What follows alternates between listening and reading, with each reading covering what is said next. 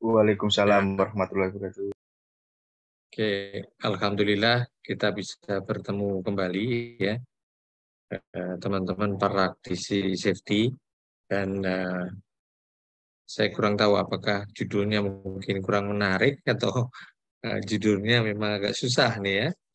Ya, tapi saya harapkan nanti kita berdiskusi ya, bukan training, bukan webinar, tapi kita akan lebih diskusi yang menarik ya, teman-teman yang sudah terbiasa di lapangan, terutama ini adalah kaitannya dengan berinteraksi dengan orang. Jadi kita akan bicara banyak sekali sesuatu yang mungkin abstrak ya. Jadi menjelaskannya mungkin agak kalau dengan definisi mungkin agak lebih susah untuk dicerna. Tapi kalau dengan contoh dan sebagainya ya mungkin nanti teman-teman bisa sharing bersama-sama ya. Baik, dengan judul yang ada kita ingin coba sampai jam setengah 6 ini kita coba diskusi tentang kita bisa memahami 7 eh, soft skill ya yang kunci ya. Dan kita yakin bahwa soft skill ini banyak dan saya yakin Anda mempunyainya, mungkin bisa lebih, mungkin bisa kurang ya. Bisa kuat, bisa lemah itu tergantung masing-masing individu ya. Tapi dari hasil eh, penelitian dan juga hasil riset yang dari waktu ke waktu, eh, saya ambil dari kutipan dari Safety Start ya. Ini tentang menjelaskan tentang 7 kunci soft skill ya yang harus ya, yang bukan harus ya, yang recommended harus dimiliki oleh seorang safety profesional ya, baik itu manager level, baik itu supervisor, baik itu safety man ya, safety officer ya, safety inspector ya. Semuanya praktisi safety paling tidak harus mempunyai 7 soft skill ya. Oke ya. Nah, sebelum kita lanjut, saya mau ada komen dari teman-teman ya. Kira-kira ini soft skill apa yang kurang ya atau berperan ya.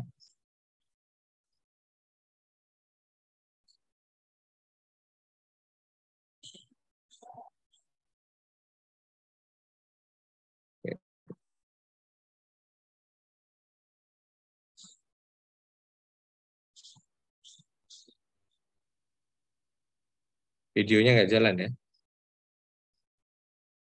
Oke, saya stop dulu ya.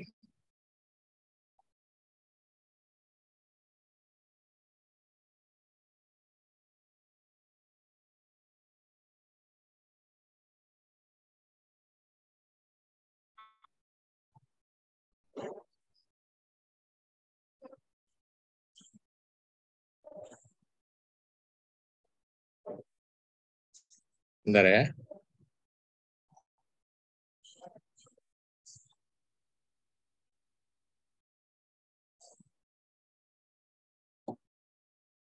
Oke ya.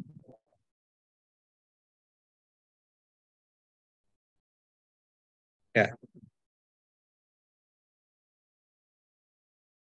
Who knows? Who died? 我要看到毛带，绝对没带，这工地也没有船。忙着，各位弟，fuck！ Oke. Ada yang bisa komen?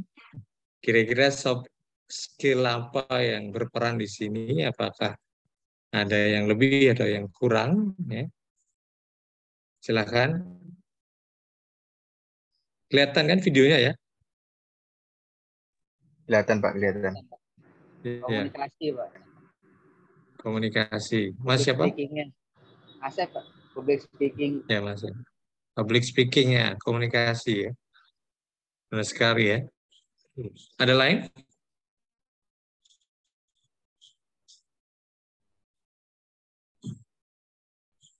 Iya. Di ada lain nggak selain Mas Asep? Komunikasi, public speaking. Apakah yang dilakukan tadi benar atau salah? Attitude. attitude ya, Mas Budi ya. Iya. Oke. Setiap tahun baru ya, biasanya kita bikin safety goal ya. Nah, ini KPI itu juga sama dengan bisnis yang lain ya. Tapi kadang kita juga tidak mendapatkan support, kita mendapatkan pressure dari pimpinan ya, yang dalam pikiran kita tidak mendapatkan support tentang safety ya. Nah, ini kan berkecamuk dalam pikiran kita ya sebagai seorang safety officer ya. Gimana nih kerja capek-capek tapi safety-nya nggak didukung ya, karena perusahaan lebih concern pada produksi misalnya gitu ya, atau pada quality, atau ada kepentingan lain yang mereka ini. Nah, ini kadang memberikan tekanan terhadap para praktisi safety-nya. Jadi peranan di safety of profesional ini adalah untuk bisa membangun kesadaran untuk bisa mencapai zero accident ya. Tetapi untuk mencapai itu semua dibutuhkan suatu soft skill ya. Ya. Nah, sebelum kita masuk ya, sebenarnya apa sih soft skill itu ya? Ya. Soft skill itu banyak cara sebenarnya, atau banyak definisi di mana intinya adalah bagaimana kita berinteraksi dengan manusia, ya kan? Kemampuan kita untuk berinteraksi dan get along ya, dalam arti berhubungan dengan orang ya. Ini orang banyak menyebutnya soft skill ya, tapi sebenarnya tidak ada soft di dalam skill itu sendiri ya. Tapi orang lebih terkenal dengan soft skill. Tapi sebenarnya itu adalah leadership skill atau influence skill, bagaimana kita mempengaruhi orang, ya kan? Atau flexible social leadership skill orang sebutnya. Tapi karena lebih mudah mereka menyebutnya soft skill. Oke. Nah, kira-kira ya soft skill ini bisa di-develop nggak? Ya.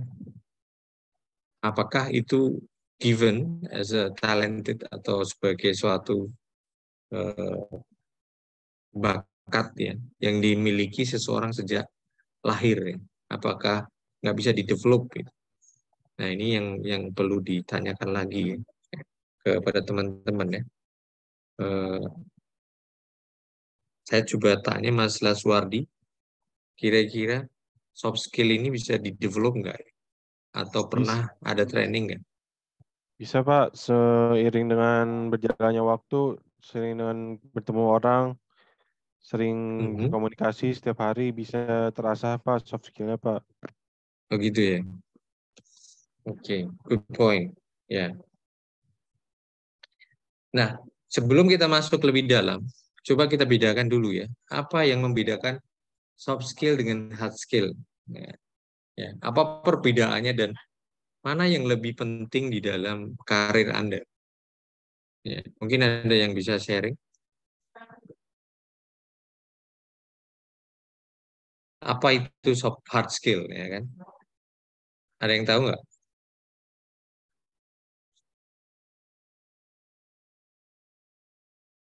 Ada yang mau komen? Hard skill itu apa? Pak Junardi?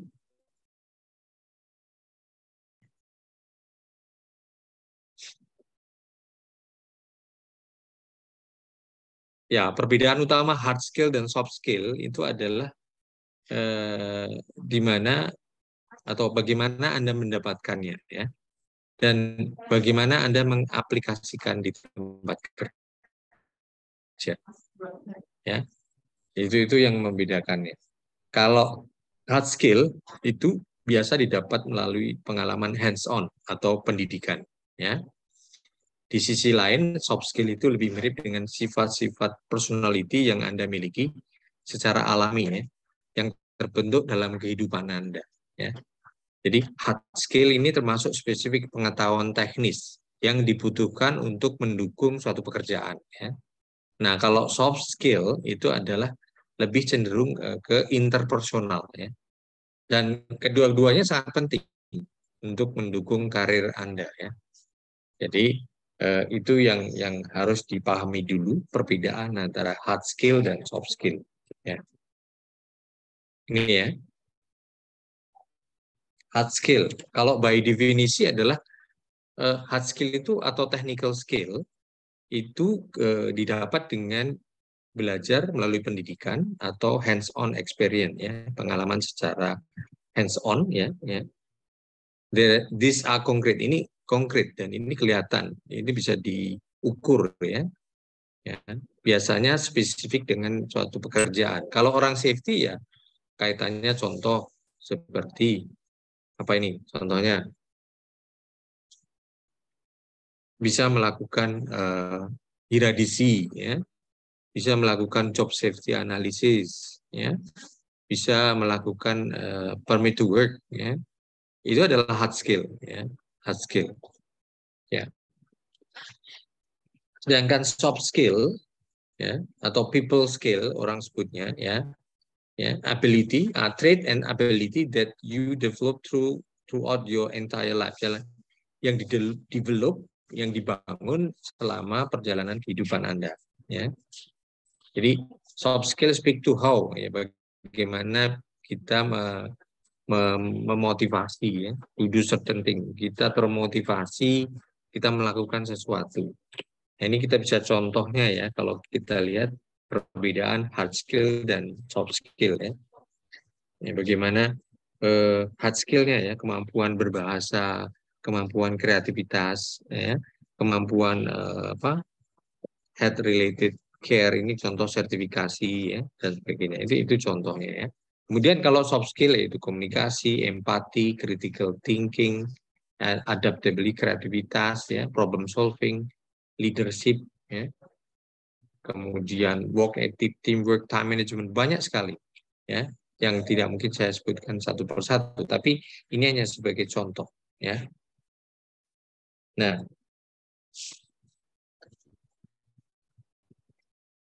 kita hanya akan fokus di dalam soft skill saja, ya. Soft skill. Maka judulnya adalah 7 soft skill kunci yang harus dipahami oleh seorang praktisi safety. Ya. Ini penting sekali. Nah, bicara adalah soft skill, apakah soft skill itu bisa digunakan atau diaplikasikan, ya? Itu ibaratnya kita seperti teman-teman kalau ke luar negeri ada danau es ya, danau es. Nah, danau es ini kalau struktur airnya itu kita bisa ilustrasikan, kita sebagai metamorfosakan atau metaforkan kita. Ini kita sebut sebagai soft skill ini seperti layer of water ya, lapisan dari air yang mencair ya di gunung es ya. Nah, thermal layer of water ini disebut sebagai thermocline ya. Jadi mungkin di atasnya ini sudah freeze ya atau udah beku ya. Ya, tapi di dalamnya kita nggak tahu. Ya. Jadi kalau kita ingin mengaplikasikan suatu teknik soft skill kita terhadap pekerja ataupun terhadap kelompok dalam suatu pekerja ya. Nah, ini kita harus menggunakan teknik-teknik kunci yang kita gunakan untuk melihat ya lapisan suhu di dalam air tadi ya. Ya. Mungkin Anda tidak bisa mengubah temperaturnya ya. Anda tidak bisa mengubah budaya di dalamnya ya.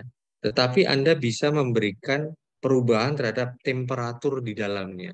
Nah, jadi mungkin tidak bisa mengubah secara semuanya, tapi Anda mulai di layer yang paling bawah, yaitu adalah human personalnya, person to person. Ya. Jadi kalau kita ingin mengubah budaya K3, ya, di mana ada layer-layer yang sangat menghalangi kita, baik dari sisi pimpinan, karyawan, kemudian kelompok. Ya. Nah, kita mulai dengan prinsip thermocline-nya ini dulu. Jadi kita hangatkan mana yang akan kita ubah. ya, sebagai agent of change, agen perubahan. Nah, itulah yang menjadi kunci kita untuk bisa menggunakan soft skill kita, ya. Jadi area-area mana soft skill kita yang kita bisa mengidentifikasinya, kita bisa gunakan, ya. Nah, soft skill ini bisa di-develop, ya, seperti yang Mas Nurul bilang tadi, ya. Nah, bagaimana kita mendevelop soft skill, ya. Kadang teman-teman ataupun banyak orang itu menyerah, ya, karena mendevelop soft skill ini tidak instan, ya, tidak immediate impact, ya. Tidak kita kelihatan langsung bahwa kita ini mendevelop soft skill kita, gitu, ya.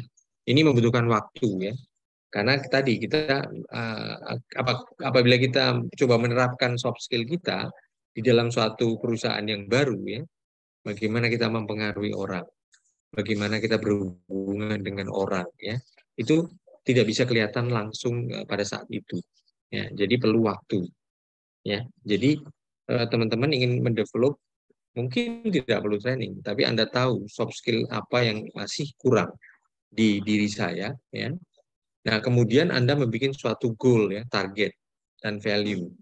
Jadi misalnya skill tentang empati, ya. Skill tentang empati saya kita bisa ukur spektrumnya di mana, ya. Kemudian kita konekkan dengan goal-nya, ya. Goal-nya mau mengubah orang, ya. Berarti pendekatan empati saya bagaimana? Nah, itu berarti kita konekkan tujuannya, ya, dengan nilai yang ingin kita capai. Nah, itu cara mendevelop diri sendiri. Kemudian diukur, ya, dengan postmortem, artinya, dan juga premortem juga. Jadi sebelum Anda menjalankan development skill yang Anda inginkan, ya, tadi kan banyak, ya, soft skill-nya, ya. Tapi Anda ukur dulu, ya, pre and postmortemnya. Apakah ada improvement, ya, di dalam development saya, ya. Ini. Nah, yang terakhir sliding skill. Jadi nggak bisa kita soft skill ini seperti spektrum, ya. Jadi ada spektrumnya luas, kuat, brightness-nya ini orang itu beda-beda, ya. Oh, empati saya masih kurang di sini, atau sudah lebih, atau di middle. Nah, itu adalah sesuatu yang Anda bisa ukur, ya. Tidak mungkin seseorang itu mempunyai zero empati, nggak mungkin, ya. Meskipun ada sedikit improvement, ya, itu adalah skill slide yang Anda bisa skill sliding skill yang Anda bisa lihat di dalam perubahannya, ya. Jadi mengubah development skill of soft skill itu tidak seperti menyalakan lampu mati hidup, enggak, gitu. Tapi itu ada suatu spektrum yang panjang, gitu, ya. Jadi ini digunakan untuk memotivasi Anda apabila Anda sudah mengukur, ya, development dari soft skill Anda. Nah, tadi dikatakan soft skill-nya itu banyak, ya. Tapi kita hanya fokus pada 7 area, ya, 7 area yang kita akan fokus, ya. Ya. Jadi dikatakan bahwa soft skill ini sangat penting, akan tetapi semuanya tidaklah diciptakan sama. Jadi ini tidak bisa berdiri sendiri. Kadang soft skill ini saling interaksi, ya. Jadi kita akan coba diskusikan 7 soft skill yang mungkin akan berdampak terhadap kinerja safety dan budaya perusahaan, ya. Yaitu pertama adalah empati, ya. Yang kedua adalah konsistensi, ya. Yang ketiga adalah relatability dan storytelling, ya. Relate, ya, kemampuan untuk kita dekat, ya, atau familiar dengan seseorang dan orang itu paham dengan kita, relate dengan dia, gitu, ya. Dan kemampuan storytelling, ya. Ya. Kemudian taking the temperature and reading the room, ya. Bagaimana kita mengukur panasnya suatu community atau suatu departemen, ya, terkait dengan level safety-nya, pemahamannya, awareness-nya, ya. Kemudian kita ukur ruangannya, ya. Kira-kira orang-orang di dalam ruangan itu dan komunitas di dalam itu bagaimana sih align dengan safety-nya ya. Nah, ini adalah soft skill yang harus kita punyai. Yang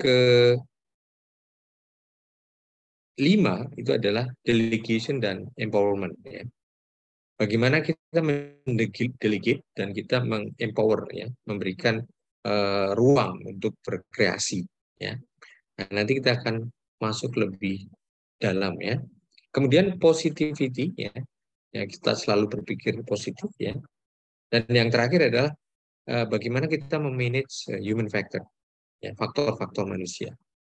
Nah, ini adalah 7 key ya yang sudah dicoba diteliti oleh suatu konsultan yang namanya SafeStart ya. Saya mengambil materi ini dari mereka ya. Dari waktu ke waktu 7 soft skill inilah yang sangat berperan ya, terutama untuk para professional safety ya, di dalam membangun soft skill mereka dan juga mendukung ya, kinerja performance dari safety dan budaya perusahaannya. Nah, ini pasti ya ada soft skill lain yang seperti time management ya, atau public speaking atau apa yang itu mungkin perlu ya, penting ya. Tetapi dari hasil penelitian ternyata inilah yang harusnya menjadi porsinya lebih daripada yang lain gitu. Ya, jadi teman-teman paham dulu ya. Oke ya, kenapa hanya 7 gitu ya. Nah, jadi background-nya adalah karena ini sudah di research ya, diteliti gitu ya. Oke. Yang pertama kita masuk ya, empati. Kalau kita boleh diskusi, kira-kira empati itu apa ya? Kira-kira ya. Karena bahasanya memang agak susah ya. Ada yang tahu empati? Peduli Pak, peduli. Peduli ya, ya benar, kepedulian ya, peduli ya. Ya. Ya. Empati ya. Saya yakin teman-teman yang sudah menjatuhkan pilihan hidupnya sebagai seorang praktisi safety ya, itu pasti karena Anda peduli ya terhadap keselamatan orang lain. Ya kan? Nggak mungkin ya. Ada nggak yang di sini passion-nya ya, apa cita-cita, passion ya, passion itu sesuatu motivasinya yang kenapa bekerja di safety ini ya, ini ya, pasti di dalam apa lubuk hatinya ataupun dalam kehidupan sehari-harinya itu praktisi safety ini memilih bekerja di dunia safety ini dikarenakan rasa kepedulian terhadap keselamatan orang lain dalam upaya pencegahan cedera di tempat kerja ya. Karena kita tahu bahwa pekerjaan safety ini membutuhkan effort yang sangat besar sekali ya. Kadang emosional juga berkecamuk ya.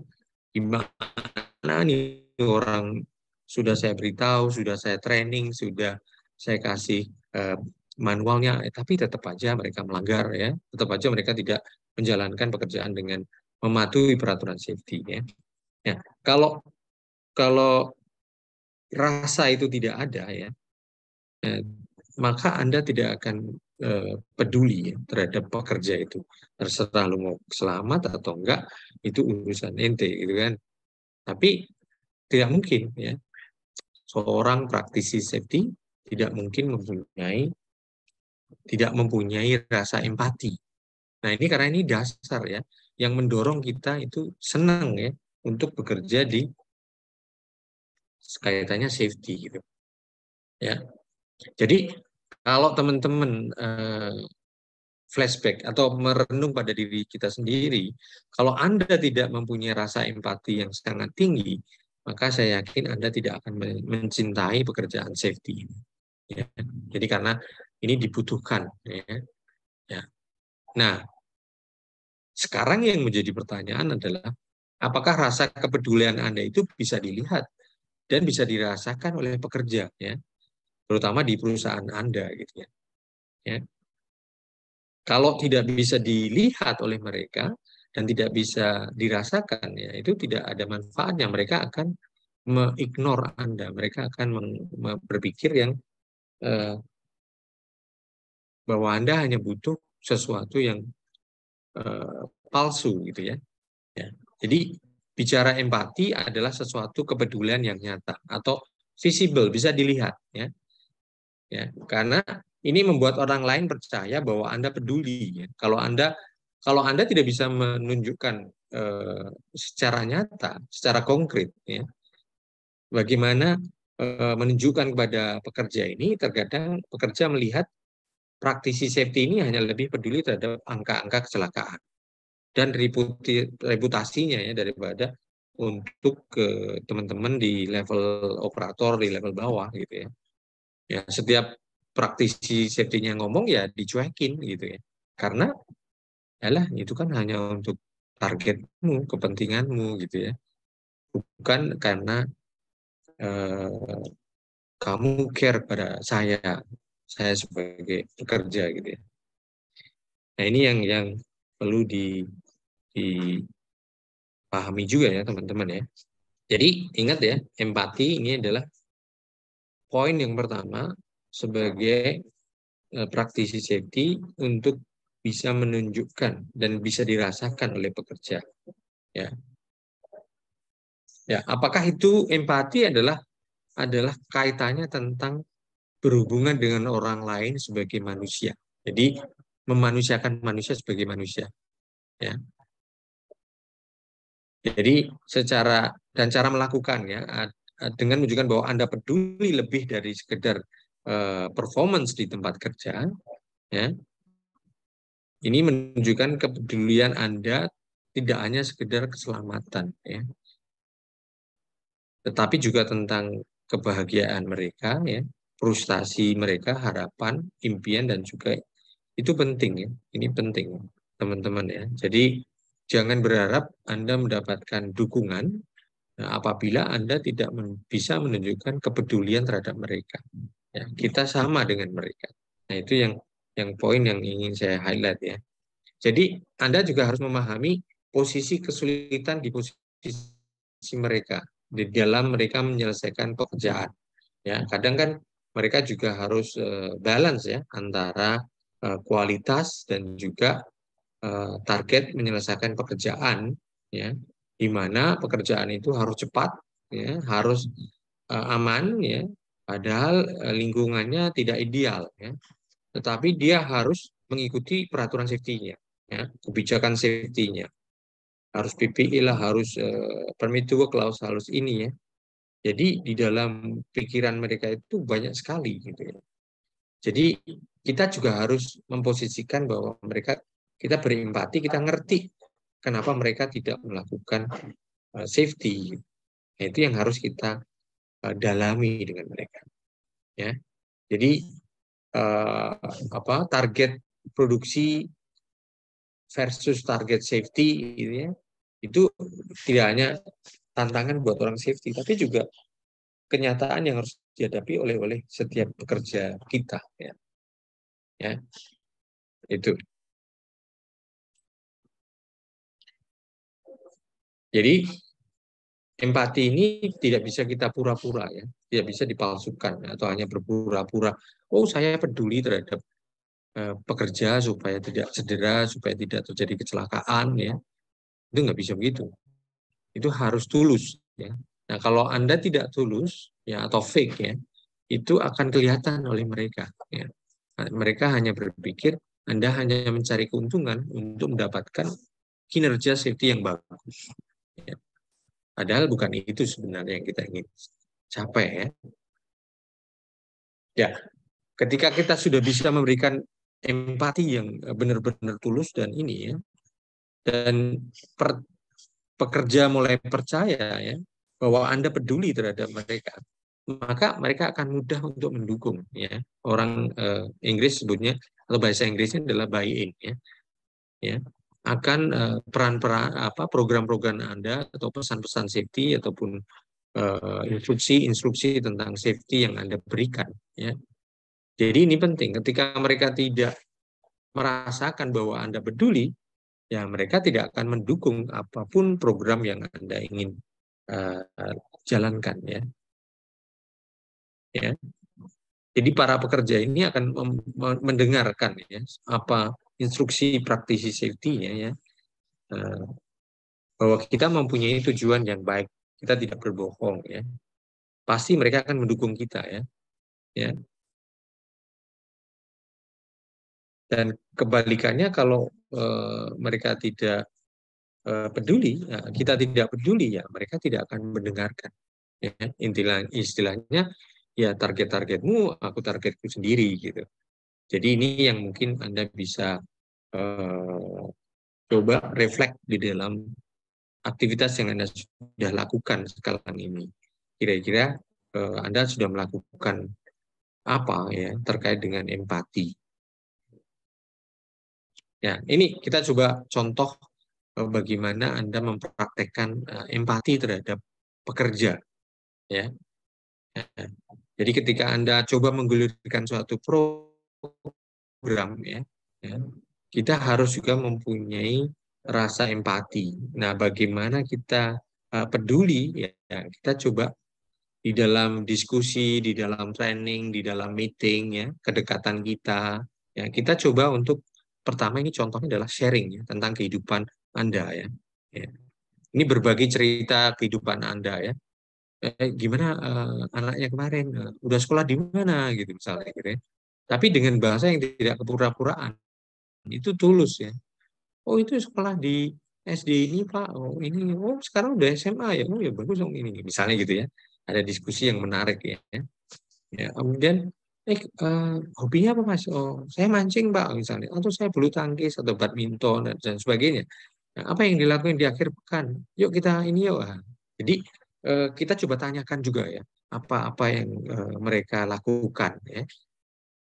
Dan ini penting buat Anda untuk mendengarkannya juga dengan seksama ya, hati-hati, jangan dengan hati kita ya, jangan sambil melengos gitu apa dan sebagainya. Karena ini memberikan kesan bahwa kita itu peduli dengan dia, tidak hanya di pekerjaan, tapi kita juga peduli dia di kehidupan mereka. Ya, jadi sering-seringlah untuk ngobrol tapi tidak masalah pekerjaan ya, tapi tentang kehidupan Anda ya, sehari-hari, weekend, apa ngapain dan sebagainya. Nah, ini untuk membangun ya, trust ya, membangun rasa percaya karena kita juga peduli terhadap kehidupan dia. Ya. Ya. Yang kedua adalah contoh empati yang Anda bisa lakukan ya. Pertama adalah diskusi tentang keluarga sewaktu safety training. Nah, ini banyak penelitian menunjukkan bahwa ketika membicarakan masalah safety di luar pekerjaan ini lebih efektif ya ketika kita memberikan training. Jadi saya yakin para praktisi ini adalah para trainer ya. Ya. Jadi Anda sebagai TOT ya, trainer of trainer ya, harusnya mempunyai kompetensi sebagai trainer ya. Ketika memberikan materi training ya, kita harus sisipkan ya bagaimana kita membawa topik-topik itu ke dalam contoh-contoh di kehidupan di keluarga ya. Seperti bagaimana sih caranya membuat anggota keluarga kita peduli tentang safety ya. Mungkin ditanyakan kepada mereka ya. Atau apa safety yang bisa dilakukan di rumah ya. Apa kegiatan 24 jam tentang kita peduli di safety, bagaimana memastikan anak mendapatkan motor tapi harus mempunyai SIM dan memakai helm atau safety pelindung dan lainnya. Bagaimana safety di dapur Anda misalnya gitu, itu adalah contoh diskusi-diskusi yang Anda bisa tarik di dalam topik-topik ketika Anda memberikan training ya. Ini adalah suatu contoh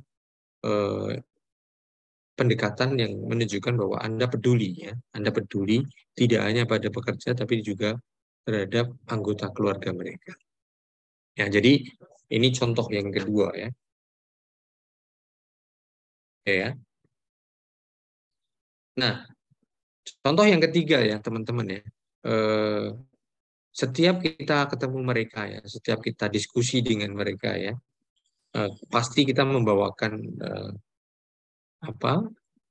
topik kita kan kita berdiri di atas masalah safety ya, atau keselamatan kerja ya.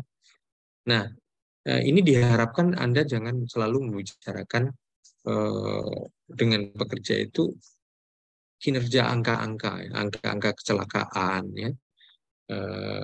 Kita harus minimalis ya membicarakan. Ya ini kemarin target kita tidak tercapai gara-gara ini. Tapi mungkin lebih baik Anda menggunakan pendekatan misalnya ini contohnya 3 dari karyawan kita terluka di bulan kemarin gitu ya. Jadi kita tidak hanya terpaku pada kinerja injury rate-nya aja ya, tetapi kita coba angkat dari sisi human-nya ya. Wah, kasihan sekali ya kemarin teman kerja kita mengalami kecelakaan ya, sehingga luka-luka di tangannya dan sebagainya. Itu terjadi di bulan kemarin ya. Jadi bukan, oh tahun ini kita nggak dapat bonus ya, karena kemarin kita ada kecelakaan ya, dan ini sudah naik 16% dibanding bulan kemarin. Ayo, pastikan ya, Anda harus mengikuti peraturan. Nah, jangan sampai ada terjadi kecelakaan lagi yang mengakibatkan frekuensi rate atau incident rate kita naik, misalnya gitu ya. Itu bukanlah contoh yang bisa membangun kepedulian ya terhadap pekerja ya. Mereka akan berpikir bahwa safety officer-nya ataupun praktisi safety-nya itu hanya concern terhadap angka-angka kecelakaan kerjanya ya, tapi tidak concern terhadap orangnya. Nah, jadi saran saya seminim mungkin Anda membicarakan itu. Oke. Nah, yang selanjutnya adalah hindari menyalahkan. Salah satu contoh kepedulian kita terhadap pekerja ini adalah ya kita jangan mencoba untuk menyalahkan mereka apabila ada kecelakaan ataupun near miss dan sebagainya. Pasti ya, tidak ada orang yang mau celaka ya. Dan tidak ada cara yang lebih baik untuk membuat orang berpikir kita tidak peduli tentang mereka ya. Misalnya kita membentak-bentak mereka atau memarahi mereka ya, atau menatap wajahnya, kamu ini gimana sih? Kamu sudah diberitahu ya. Ya, tapi memang kadang kita emosi ya, namanya manusia ya. It's okay ya, tapi coba ketika kembali ke kantor ya direnungkan lagi, oh apa yang saya lakukan tadi gitu ya. Kenapa saya memarahinya dengan seperti video yang tadi di awal ya, itu tidak care, tidak peduli ya. Dia hanya peduli terhadap target yang ada di dalam safety officer-nya ya. Tapi kita tidak tahu apa yang terjadi terhadap pekerja tadi, kenapa bisa celaka ya. Mungkin dia memikirkan keluarganya, mungkin dia fatigue, mungkin dia lelah ya. Mungkin ada sesuatu yang mengganjal di dalam pikirannya ya, sehingga tidak mengikuti ya kaidah-kaidah keselamatan ya. Jadi kita bisa take a time ya, kita mengambil waktu sebentar untuk belajar ya tanpa kita harus menyalahkan mereka ya. Jadi ini penting sekali untuk membangun empati dari seluruh pekerja ya. Ingat ya, apabila kita sudah tidak mendapatkan empati ya dari mereka, maka akan susah sekali Anda mendapatkan support, mendapatkan dukungan dari mereka apabila Anda ingin melaunch suatu program-program terkait dengan improvement di kinerja keselamatan kerja atau safety ya. Itu ya. Ya.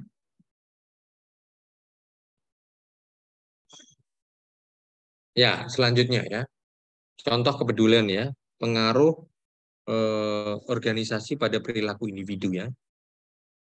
Ya, salah satu alasan untuk menghindari menyalahkan adalah bahwa sistem organisasi itu kadang sering mempengaruhi individu bertindak dengan cara tertentu yang menyimpang dari rutinitas. Misalnya Ya, organisasinya apabila kamu kecelakaan maka warning tingkat 3, nah, langsung gitu ya.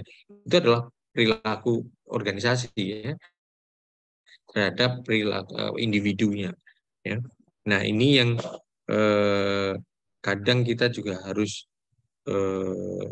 concern ya terhadap perilaku-perilaku ini supaya tidak mempengaruhi kepedulian karyawan terhadap kita. Ya. Jadi kita harus ciptakan pengaruh organisasi ini yang bisa mempengaruhi mereka untuk bisa bertindak secara aman ya, tidak menyimpang dengan side rule-nya atau safety rule-nya itu. Ya, mungkin saya yakin dan pasti bapak-bapak atau teman-teman dan mbak-mbak sekalian ini mempunyai cara-cara lain ya, yang tidak mungkin saya sebutkan sebagai contohnya tadi ya. Ya, mungkin Anda bisa mencoba ya, dan harus mencoba dan tergantung pada kepribadian masing-masing ya. Karena ini tidak bisa textbook ya. Ya. Tapi saya harap Anda untuk mencoba cara lain untuk menunjukkan kepedulian Anda ya. Ya. Yang terpenting Anda bisa membangun koneksi ya. Bagi setiap ini Anda bisa membangun koneksi dengan mereka ya. Nah, ini penting untuk membantu empati dan rasa peduli. Ya.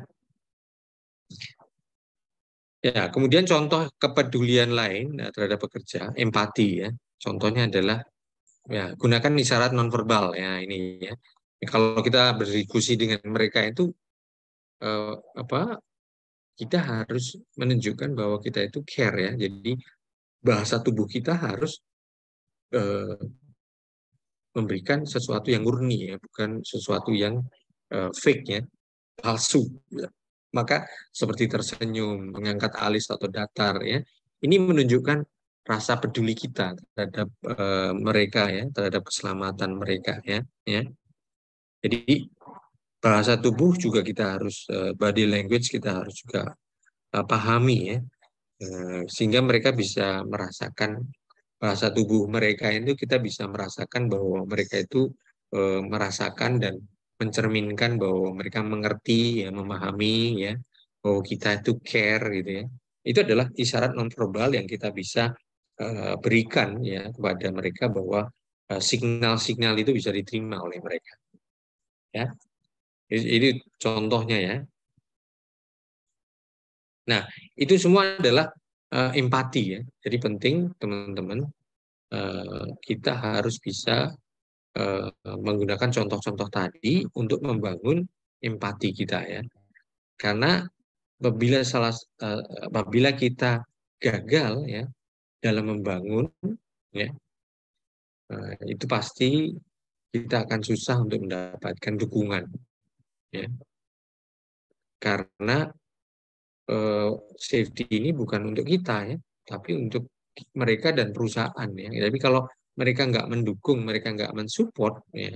Contoh program APD ya, harus menggunakan APD semuanya ya. Nah, kita jelaskan ya, kenapa harus memakai APD ya. Kenapa kita peduli dengan keselamatan mereka ya.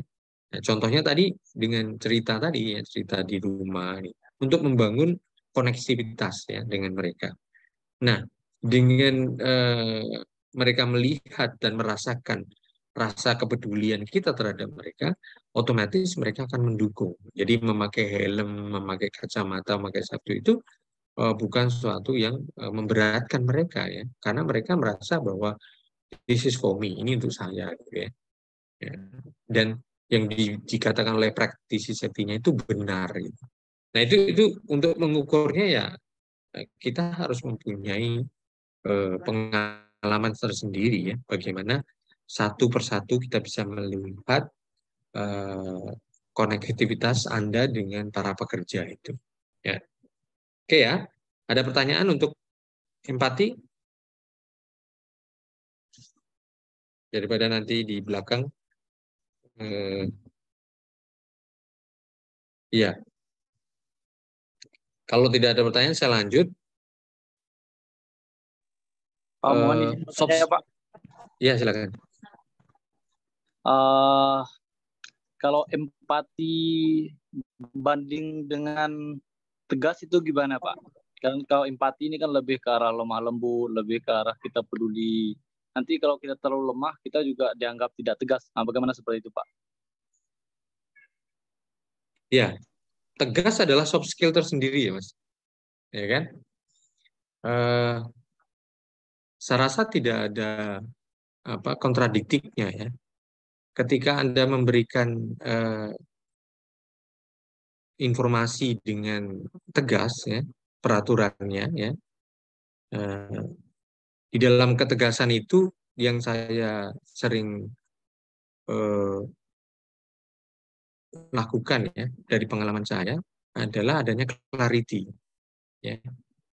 Clarity dan transparansi ya. Bukan berarti kalau kita care atau empati tidak peduli, tidak tegas ya. Itu sangat naif kalau kita mengatakan begitu ya. Ya. Pada suatu titik tertentu ya. Jadi katakan bahwa soft skill ini tidak bisa hanya berdiri sendiri ya. Kadang overlap. Gas, kadang kita empati, kadang kita komunikasi yang bagus ya. Time management. Nah, itu semua adalah kemampuan kita untuk melihat kapan saya menggunakan soft skill kita gitu. Kadang kalau sudah terbiasa tidak perlu dipikirkan, itu natural gitu ya. Nah, itu alami Anda akan melakukan sendiri. Ya. Tapi kalau saya pribadi tidak ada kontradiktif antara empati dan ketegasan. Ya. Ya. Ketegasan ini yang kita sebut sebagai konsistensi sebenarnya akan mau masuk ke dalam sini, Mas Pandra. Ya. Oke Pak. Ya. Ya. Ketika kita bicara ketegasan, kita bicara juga konsistensi ya. Jadi sebagai seorang safety officer ataupun praktisi safety ya, misalnya ini kita ilustrasikan dulu ya metaforanya ya. Kalau kita terbiasa dengan menaruh sesuatu barang yang rapi, ya, kemudian pagi-pagi kita tidak menemukan sikat gigi kita. Kalau kita membuka lemari es itu, mana itu mangkok saya, mana ya, sesuatu yang biasanya ada di dalam satu tempat kemudian berpindah ya. Dan ini tidak konsisten. Nah, ini juga kita pusing ya, headache gitu ya. Nah, begitu juga dengan para pekerja ya. Apabila safety officer-nya tidak konsisten, nah ini akan juga membingungkan para pekerjanya ya. Nah, jadi kita harus konsisten, kita harus tegas ya. Nah, ketika ya kita berhadapan dengan suatu masalah, misalnya ada pelanggaran ya.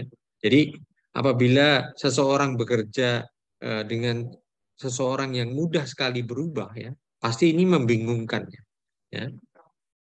Dan Anda bisa yakin tidak bisa mengharapkan apa yang Anda harapkan dengan orang-orang yang begini gitu ya. Kalau bisa saya menghindar ketemu orang ini ya. Apalagi tentang safety ya. Jadi perlu perhatian yang sangat. Misalnya seorang manajer safety, ketika dia melihat pelanggaran walking ahead di produksi, dia marah-marah, ya kan? Ini nggak bisa. Pokoknya kamu nggak boleh begini-begini. Tapi ketika dia ketemu dengan orang maintenance yang melakukan pelanggaran yang sama, ya kan? Tapi dia bolehkan atau dia tidak marah-marah. Nah ini berarti tidak konsisten, ya. Jadi inkonsistensi ini kalau dilihat oleh karyawan, oleh pekerja, maka mereka tidak akan respect, ya. Mereka tidak akan fokus lagi, gitu ya. Ya. Lawang orang safety-nya sendiri nggak konsisten, gitu kan. Ya. Jadi mereka akan berpikiran bahwa pesan keselamatan kerjanya ini berubah-ubah gitu ya. Besok A, besok B gitu ya. Kalau orang Jawa bilang besok dele, sore tempe gitu ya. Nah, ini yang kadang contohnya tadi kerja di tempat ketinggian atau manajer kan nggak pakai helm nggak ditegur gitu ya. Tapi ketika operator nggak pakai helm dimarahin, dimaki-maki, dimarahin. Nah, ini contoh inkonsistensi karena dia takut karena manajer gitu ya. Nah, ini harusnya tidak terjadi ya. Karena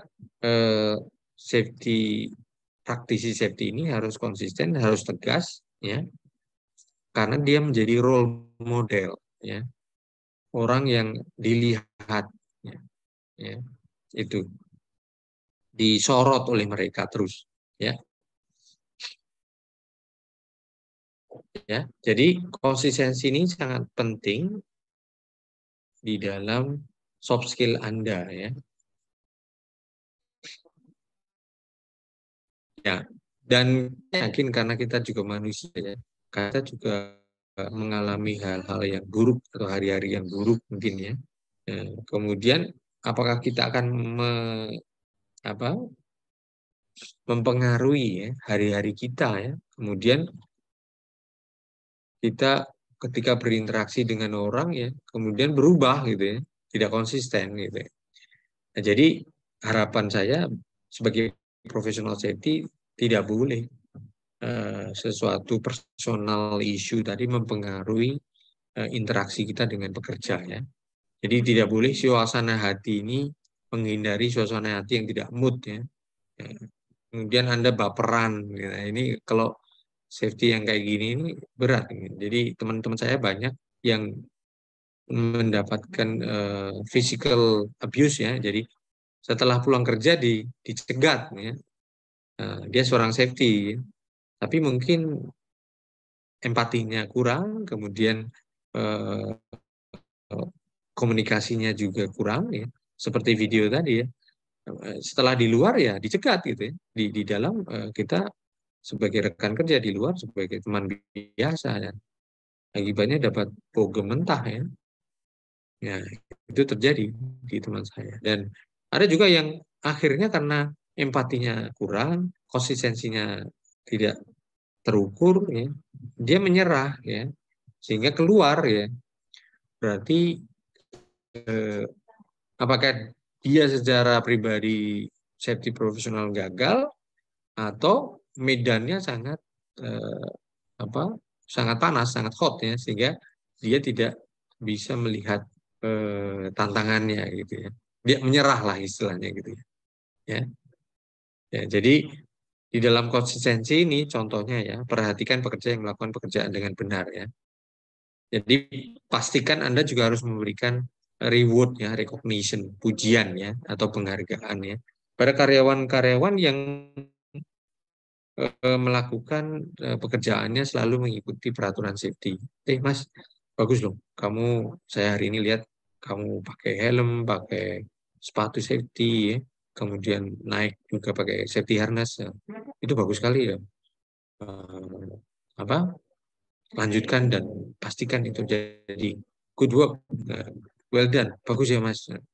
Pastikan itu ya.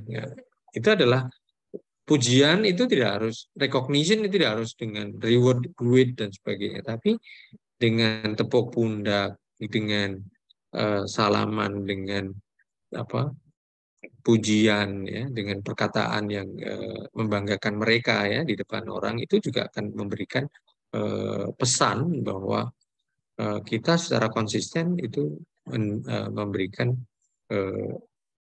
empati ya, dalam bentuk konsistensi yang sangat konsisten ya. Yang kedua, contoh konsistensi adalah intervensi dengan cara yang sama untuk hal yang sama dan situasi yang sama. Ini ya.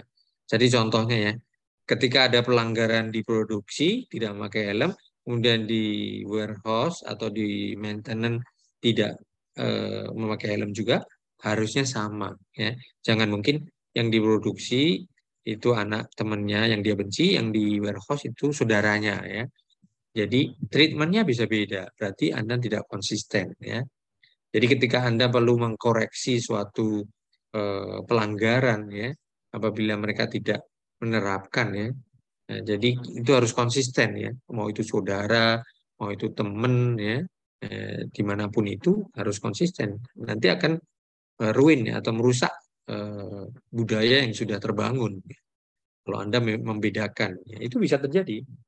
Kalau Anda misalnya melihat pelanggaran tapi didiamkan, ya, itu juga mungkin Anda nggak sadar ya. Tapi orang melihat, loh, waktu kemarin saya dimaki-maki, tapi kalau itu enggak gitu. Kalau bosnya itu enggak apa-apa gitu. Karena kita mungkin takut, atau kita lupa, atau kita tidak menyadarinya. Nah, itu hati-hati benar. Ya. Jadi konsistensi ini harus selalu dijaga. Ya, ya. Ini ya, yang saya katakan tadi, menegakkan aturan dan standar secara adil. Ya. Menemukan pekerja yang tidak aman atau mengkoreksi tindakan tidak aman, Anda perlu menerapkan bagaimana intervensi ini secara adil, ya, tidak pilih kasih. Ya. Misalnya ini terlalu keras, ini keras, ya. Yang ini lunak, ya. Itu nggak boleh, harus sama, ya. Kemudian gunakan bahasa safety yang sama, ya. Jadi jangan, biasanya ada teman ya kemarin ya, dia bekerja di oil and gas, dia masuk ke mining. Ya, jargon-jargon atau istilah-istilahnya itu berbeda. Kalau di sana mengatakan permit to work, di sini izin kerja gitu kan. Di sana hiradisi, di sini IBBR ya. Jadi bingung gitu ya. Ya. Jadi selalu gunakan bahasa safety yang umum. Jadi jangan berpikiran bahwa mereka itu seperti pengetahuannya seperti kita gitu ya. Ya. Misalnya istilah-istilah bahaya itu berbeda ya, karena ini faktor manusianya juga berbeda ya. Ya. Ini akan, kalau kita gunakan bahasa yang sama, ini akan mengurangi ambiguitas ya, ambigu ya, dan bisa meningkatkan komunikasi yang bagus ya, membuat orang lebih aman sebagai hasilnya dari komunikasi kita ya. Ya. Konsistensi ya. Jadi ada dua tadi ya. Empati dan konsistensi. Yang ketiga, relatability dan storytelling. Nah, apa sih relatability atau relate ya? Ya, ada yang tahu relate nggak? Kamu tuh relate banget sama aku gitu ya. Ya. Ya, kalau di empati kita bicara konektivitas dengan orang ya. Bagaimana pentingnya untuk menunjukkan bahwa kita ini empati sebagai manusia ya. Ya, dan kita memberikan kecepatan dalam berhubungan kita sebagai manusia, level manusia ya. Ya, ini juga sama dengan relativitas ini. Kita kelihatannya familiar ya gitu. Kita sama deh, relate gitu. Nah, ya. Kadang bahasanya juga susah nih ya. Orang lebih cenderung mendengarkan kepada seseorang yang familiar dengan mereka. Nah, itu ya, yang relate itu begitu. Gue relate banget sama dia deh, gue dengar deh sama dia gitu ya. Gue demen gitu kan. Jadi maka penting bagi Anda untuk menunjukkan bahwa bahwa Anda ini adalah orang yang mudah dikenal ya, orang yang mudah memberikan kesempatan untuk connect dengan Anda ya. Istilahnya itu apa ya? Cair ya, orangnya supel gitu ya. Mudah kenal gitu ya. Jadi jangan caim ya. Kalau menjadi seorang safety officer itu harus mudah adaptasi, mudah mencair dengan komunitas-komunitas macam-macam ya, karena ada orang yang produksi, orang maintenance, orang ini beda-beda karakternya ya. Jadi kemampuan relate ini harus dipunyai ya. Dan intinya Anda harus memanusiakan mereka ya, memanusiakannya sama dengan kita ya, sama. Gue juga masih belajar kok, tenang aja gitu ya. Jangan seperti kita menggurui gitu ya. Ya. Jadi jangan juga hanya kita familiar atau relate secara pribadi saja, tapi kita juga relate dengan pemahaman kita terkait dengan safety. Nah, itu kita harus sampaikan ya. Nah, ini juga terkait dengan ketika mereka sudah sepaham, sefrekuensi dengan message tentang safety ya. Nah, ini bagaimana kita menyampaikannya ya. Dan apa yang akan kita sampaikan dan bagaimana kita menyampaikannya. Nah, ini adalah kemampuan bagaimana Anda bercerita. Nah, storytelling ya. Jadi kalau orang safety ini harus banyak berbicara gitu. Kemarin itu ada kecelakaan loh di perusahaan X. Nah, ceritanya begini nih, kan dia lagi begini. Nah, itu adalah kemampuan storytellingnya ya. Kalau anak-anak itu kan ada ya storytelling ya, sehingga orang itu terkesima gitu ya. Nah ini harus dipelajari ya, dilatih ya. Jadi ketika kita melakukan storytelling ini penting ya, karena kapasitas seorang itu tidak sama dengan kita sebagai safety profesional ya. Kalau Anda sebagai profesional safety sudah master sekali ya, ya. Jadi ketika Anda berbicara dengan orang-orang yang mungkin tidak paham dengan profesi Anda ya, hindari dengan berbicara dengan monoton ya. Layaknya Anda membaca manual. Misalnya Anda, oh ini sesuai dengan peraturan ini Anda harus ini. Itu hindari ya. Gunakan tutur kata yang casual. Jangan hindari jargon-jargon yang spesifik. Tingkat accident rate kita sangat tinggi. Wah, itu hindari ya. Mohon diingat bahwa rekan kita atau audiens kita ini juga manusia ya. Kadang mereka kalau diberikan training itu juga ngantuk ya, atau bosan mendengarkan cerita-cerita Anda ya. Jadi penting bisa lakukan ada humornya, ada ice breakingnya ya, sehingga kita gain mereka punya attention, punya perhatian lagi ya. Ya. Jadi kalau kita memberikan training itu penting buat trainer itu ya, bahwa kita connect dengan audiens ini, kita harus relate ya, kita harus relate. Ya, jangan sampai nanti mereka bingung ya. Dan kalau jadi trainer itu bukan sebagai teacher, ya, guru, nah, tapi Anda sebagai coach. Ya, apa bedanya guru sama coach atau pelatih ya gitu. Kalau teacher itu ya saya mendeliver materinya, terserah kamu ngerti atau enggak, ya itu urusan kamu gitu kan. Kamu belajar nanti sendiri ya. Jadi ada sekarang training of trainer ya. Itu Anda harus mempunyai kemampuan sebagai coach ya. Jadi memastikan bahwa seperti forklift driver itu ya. Jadi dia harus bisa sampai dia melatih menggunakan forklift. Ya, contoh kalau tadi dengan APD ya. Nah, berarti kita harus memastikan as coach, as pelatih, selama berkali-kali kita memastikan dia memakai APD-nya. Caranya bagaimana? Diberitahu lokasinya di mana, bagaimana cara merawatnya, bagaimana cara menggantinya, mencucinya, misalnya begitu.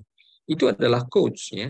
Kemudian kita memastikan mereka bisa menggunakan APD itu dan mematuhi peraturan di mana APD harus digunakan. Tapi kalau sebagai teacher, ini helm gunanya untuk melindungi kepala, digunakan di sini. Silahkan, Anda pakai atau enggak, itu urusan Anda. Nah, itu bukan yang kita inginkan. Jadi kemampuan storytelling-nya itu terkait dengan trainer ini sangat penting sekali. Ya, apalagi safety ini banyaknya bercerita ya tentang kecelakaan, tentang pemenuhan kepercayaan compliance ya. Itu ya. Ini cara berkita ya. Jadi safety ini adalah cerita bagaimana kita membuat orang itu tetap aman ya, tetap selamat ya. Tapi ini juga cerita bagaimana itu orang bisa celaka gitu ya. Ya. Jadi kita harus bisa bercerita ini bahayanya loh gitu ya. Ya, jadi kemampuan storytelling bagi seorang praktisi safety ini penting sekali sehingga Anda mempunyai ability ya untuk membangun konektivitas dengan mereka. Ya, selain tadi relate, ya, Anda juga storytellingnya kuat. Ada pertanyaan dulu?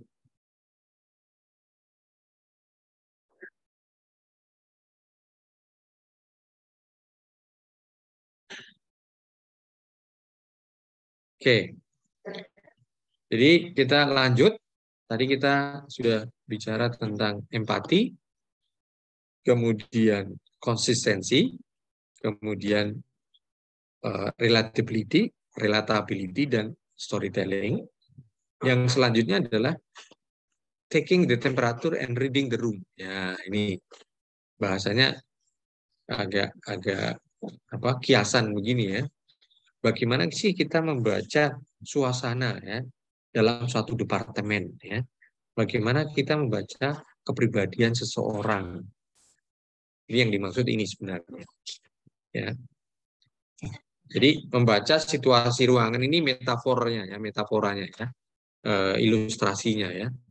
Kita hanya ingin melihat kemampuan seseorang itu. Nah, contohnya adalah apabila kaitannya dengan budaya safety ya budaya safety, secara garis besar itu kita ingin menghadapi risiko ya, dan itu sudah mengakar sampai ke bawah.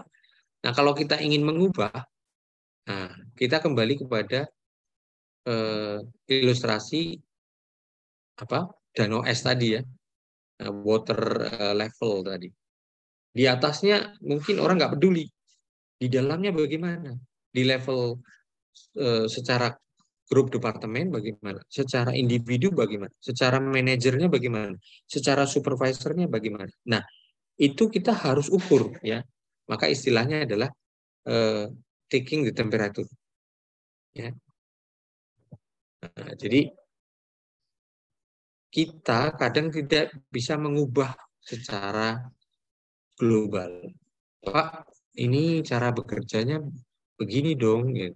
Kalau pernah ya dulu saya masuk perusahaan, mereka mengukur viscositas itu dengan tangan ya, kekentalan itu dengan tangan, diambil bahan kimianya dengan tangan gini ya.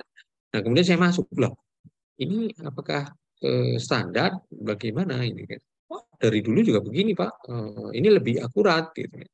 Padahal ada alat yang namanya viscosity meter gitu, yang itu lebih bisa reliable untuk diacu gitu ya.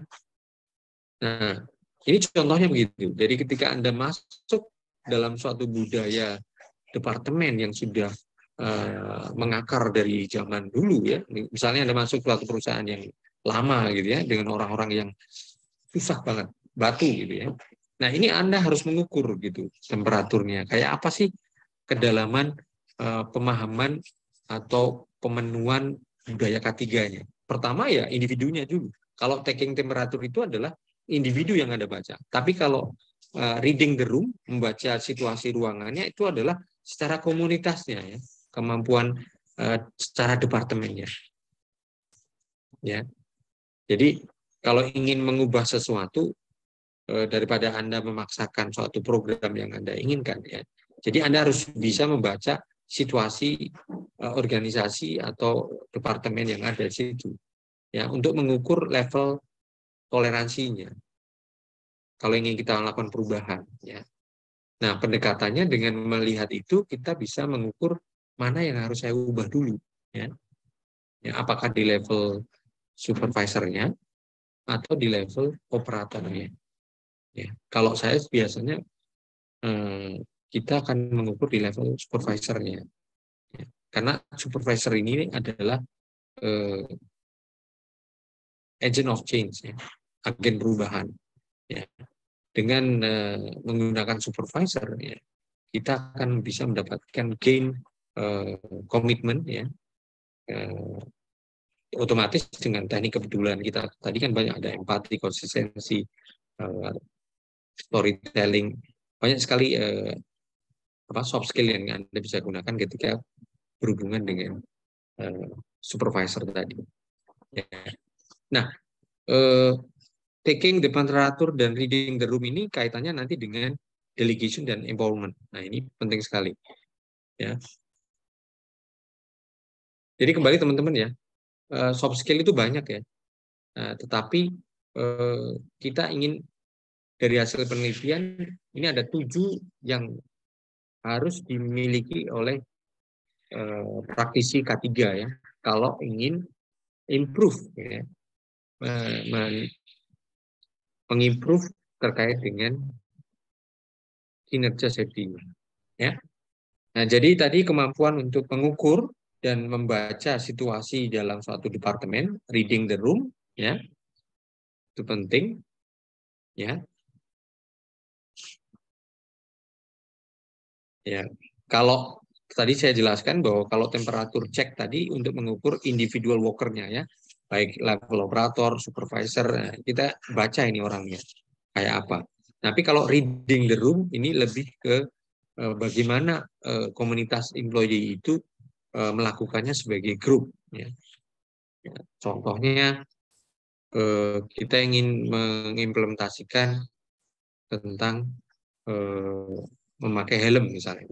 Ternyata ada satu orang yang pakai, ada yang enggak, dan sebagainya. Nah, itu kita bisa baca, kita bisa ukur satu individu ini mempunyai level awareness sampai mana. Ternyata as a group, nah bagaimana kita mengubahnya? Nah, itu adalah strategi yang harus kita gunakan untuk bisa influence people, how to influence people. Nah, terakhir, selanjutnya, soft skill yang sangat kritikal lagi adalah delegation and empowerment.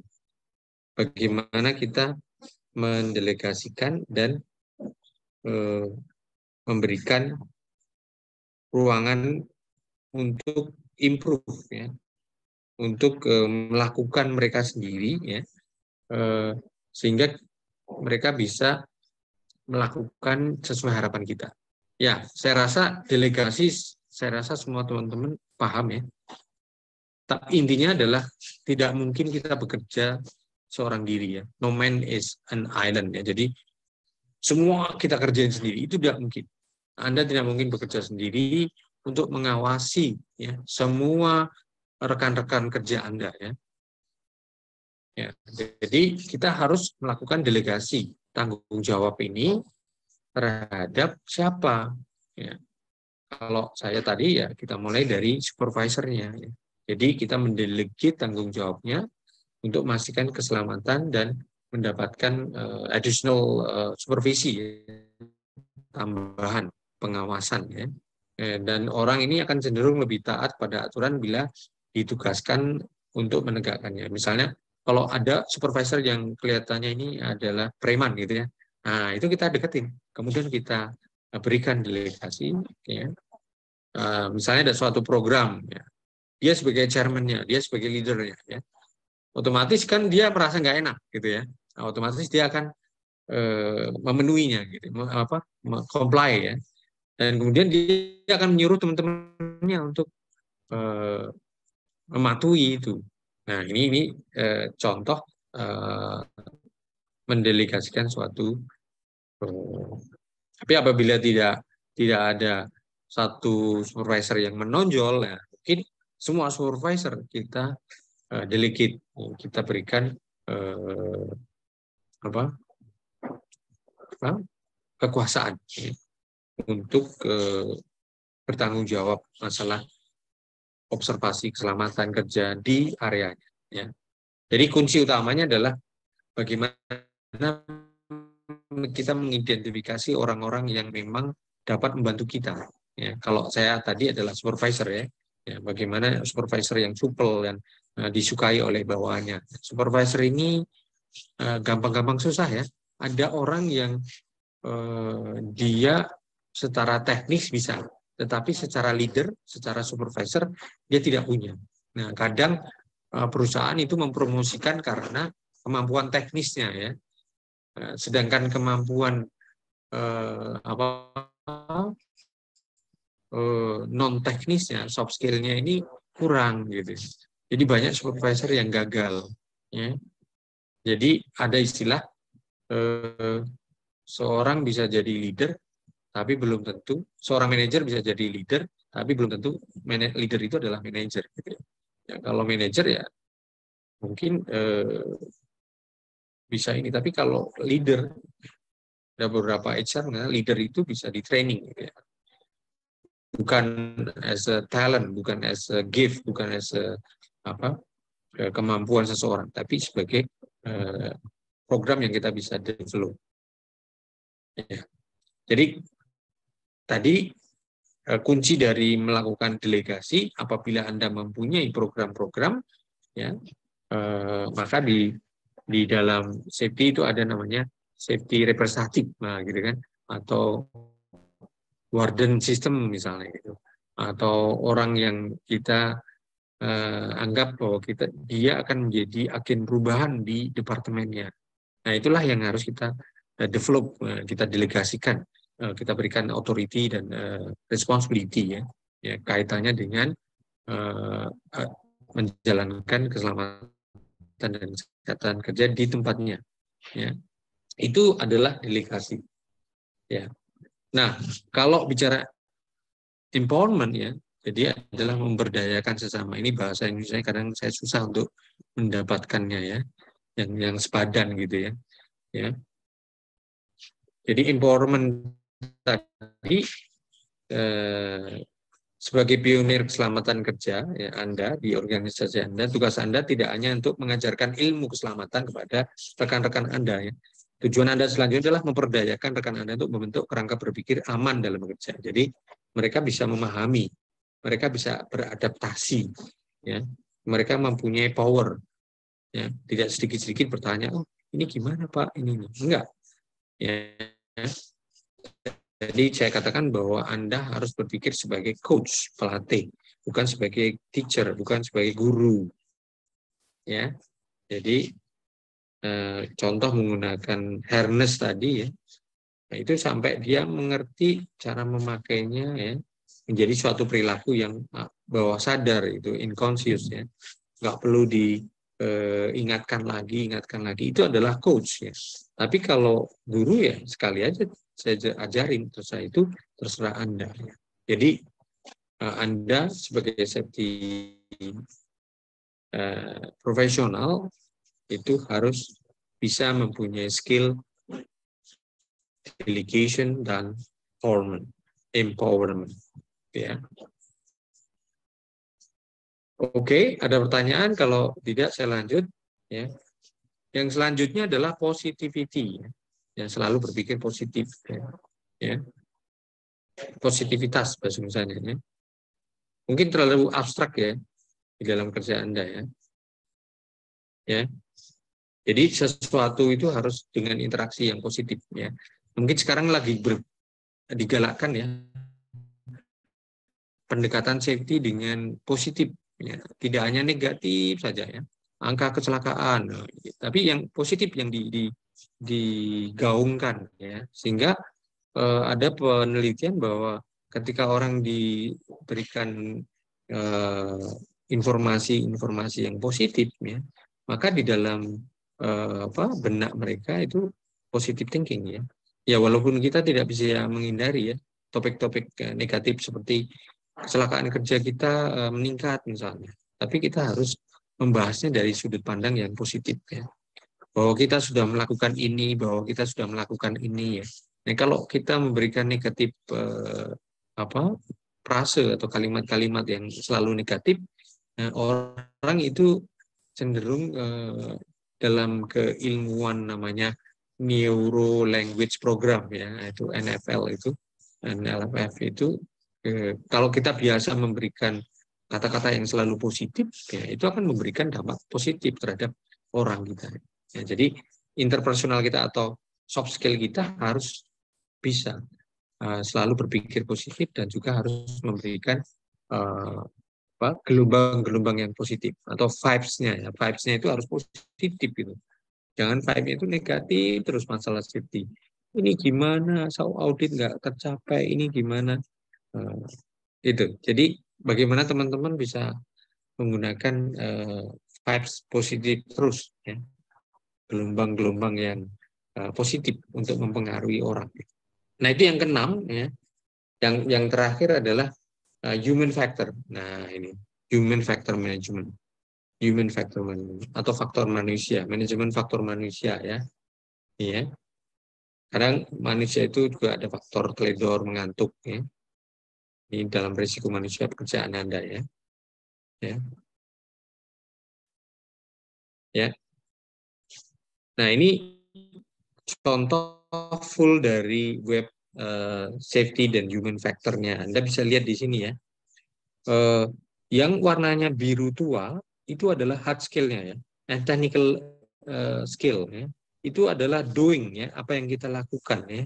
Contoh hard skill ya, contohnya intervene atau stop work ya, mengintervensi, menyetop pekerjaan atau perform JSA ya, job safety analysis, JSA, hazard identification, memakai PPE, improvement ya, maintain housekeeping, report illness, follow rule, itu adalah semua hard skill, technical skill ya, doing ya.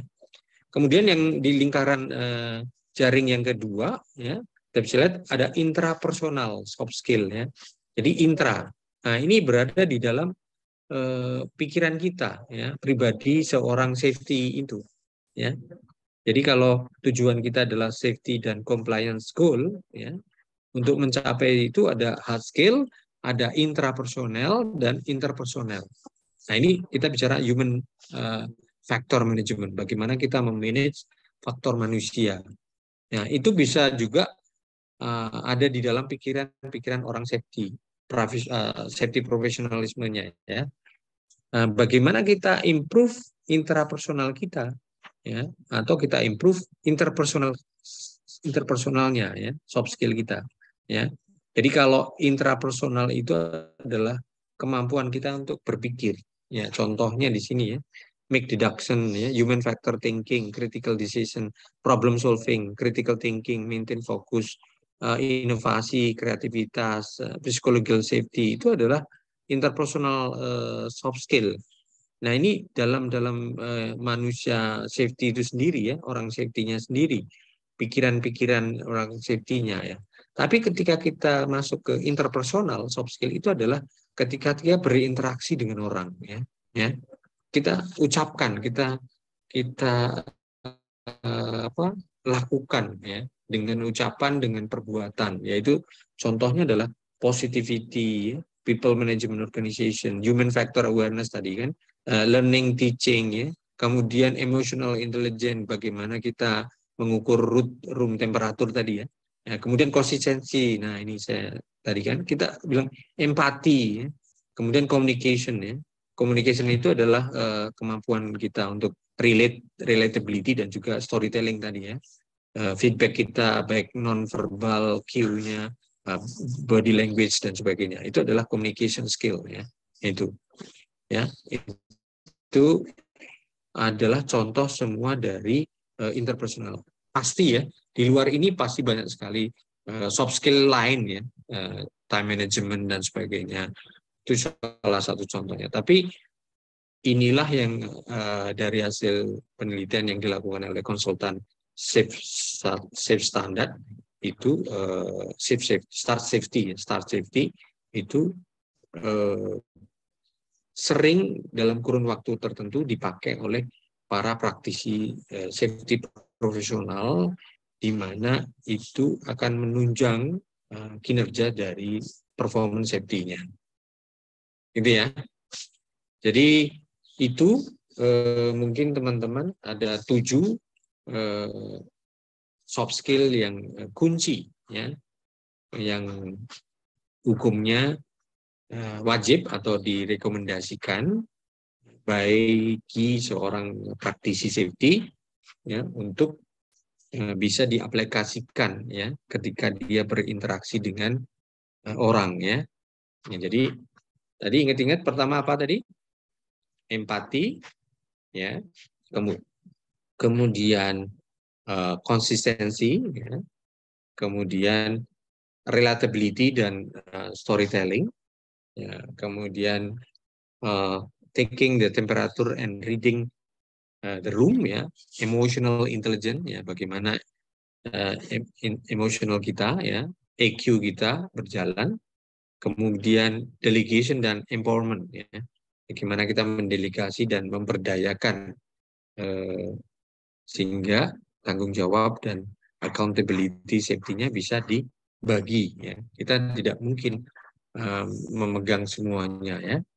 Kemudian positivity ya, selalu memberikan vibe yang positif ya sebagai motivasi Ya, walaupun dalam beberapa case kita menemukan hal-hal yang negatif, tetapi pendekatannya harus selalu positif. Yang kemudian adalah human factor management. Nah, ini bagaimana kita tahu dari jejaring human factor ini kita pengen improve ya terhadap orang-orang safety kita ya. Kita lemahnya di mana ya? Oh, di critical thinking. Oh, berarti kita harus mengasahnya bagaimana? Di problem saving ya, atau di critical decision. Saya nggak bisa fokus misalnya dan sebagainya. Nah, itu kiranya bisa membantu teman-teman di dalam menjalankan tugas-tugas sebagai praktisi, dan apabila ada pertanyaan dan kita bisa diskusi lebih lanjut. Itu Mas Andri, saya kembali ke Mas Andri selaku moderator.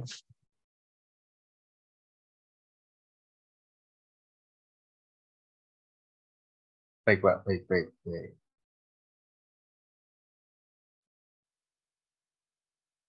Gimana rekan-rekan sekalian? Apakah ada yang ditanyakan?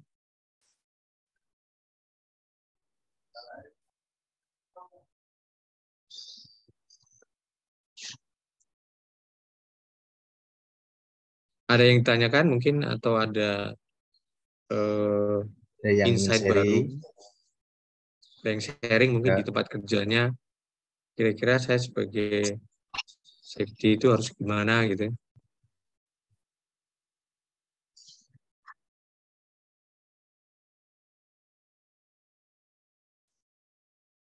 Halo?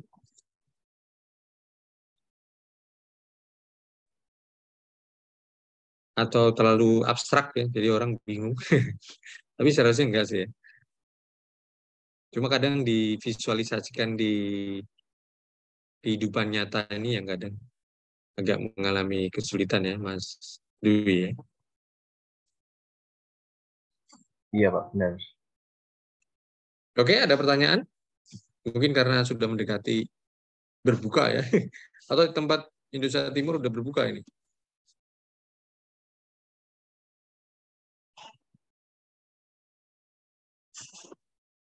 Halo? Atau sudah paham semuanya? Pak, saya hanya ingin memukakan mungkin pendapat mungkin Pak ya. Boleh. Kalau lihat tadi 7 sifat itu sepertinya umum Pak ya, general, artinya untuk semua posisi, bukan hanya untuk safety kayaknya Pak ya, atau memang khusus soft skill untuk safety itu Pak. Kayaknya kan itu bisa diterapkan oleh semua posisi yang memang harus seperti itu. Kira-kira begitu nggak Pak? Kalau kesimpulannya Pak. Terima kasih Pak. Oke. Bicara soft skill ya pasti itu pasti ya bisa diterapkan di mana-mana ya. Tapi kembali ke slide yang pertama tadi, aplikasinya ya, keseringan seorang itu mengaplikasinya. Misalnya seorang IT, ya, IT. Apakah di dalam praktisi sehari-harinya dia harus melakukan empati? Apakah dia harus melakukan delegation? Ya. Apakah dia harus relatability dan storytelling? Nah, itu yang menjadi pertanyaan Mas Firdaus. Kalau kita mengatakan bahwa ini bisa di-apply di keilmuan yang lain gitu ya. Kalau menurut saya sih kalau case-nya sama mungkin bisa ya. Tapi saya mungkin karena contoh-contohnya banyak related dengan seorang safety ya. Dan kali kaitannya dengan intinya kan seorang safety itu adalah how to influence people, bagaimana mempengaruhi orang sehingga orang itu mau menjalankan sesuai yang kita harapkan ya. Nah, di dalam prosesnya kita menggunakan banyak pendekatan ya, soft skill ya, ada empati, ada konsistensi, ada delegation, empowering gitu ya. Nah, tapi kalau kita benchmark dengan orang IT, apakah soft skill itu semua akan dipakai di dalam menyediakan infrastruktur IT-nya gitu, atau di dalam mengajarinya gitu misalnya. Mungkin di dalam training bagaimana menggunakan alat IT atau safety, alat komputer, nah dia perlu itu sebagai storytelling gitu ya. Relatability, kemampuan untuk menjadi trainernya itu penting. Tapi apakah soft skill yang lain itu diaplikasikan di dalam menjalankan pekerjaannya untuk mencapai tujuan KPI mereka? Itu Mas Firdaus, mungkin jawaban saya. Oh ya, terima kasih Pak Agung. Ya, terima kasih Iya. penjelasannya Pak. Terima kasih. Selamat sore Pak. Sama-sama. Nggak apa-apa. Itu menarik. Tapi ya kembali, seseorang itu bisa mengukur dirinya sendiri ya. Dan kembali saya katakan bahwa ini susah-susah ingat ya. Kapan sih gue harus storytelling gitu kan? Kapan sih harus saya empati gitu? Nah, khusus untuk orang safety, tadi saya garis bawahi bahwa kita ini mengajak orang gitu ya. Nah, kalau orang tidak mau kita ajak karena dia merasa bahwa kita nggak punya empati ke dia, gitu. Itu yang stress point-nya di situ sebagai seorang safety praktisi. Karena yang kita inginkan itu orang adalah mematuhi semua peraturan safety ketika kita tidak ada di situ, ya kan? Jadi mereka sadar gitu. Ya. Nah, untuk mencapai titik itu perlu proses yang panjang gitu. Memberikan training, memberikan pengawasan, memberikan delegation, memberikan konsistensi, warning dan sebagainya. Nah, ini yang kenapa Safe Start fokus di penelitian di soft skill ini yang relate dengan seorang safety, praktisi safety. Ya, ada lain? Ini Pak, ada yang bertanya melalui kolom chat Pak. Oh iya. Belum saya Izin baca. membacakan. Ya. Bagaimana cara membangun safety culture di tempat kerja padahal dari personil HSE sudah memberi edukasi, empati, delegasi, dan lain-lain, tapi belum ada pengaruh terutama behavior pada pekerja, terutama sesama officer. Terima kasih. Ya. Bagaimana membangun safety culture? Saya ada topik sendiri untuk safety culture, nanti bisa chat saya Mbak Rahma, kiat-kiatnya ya.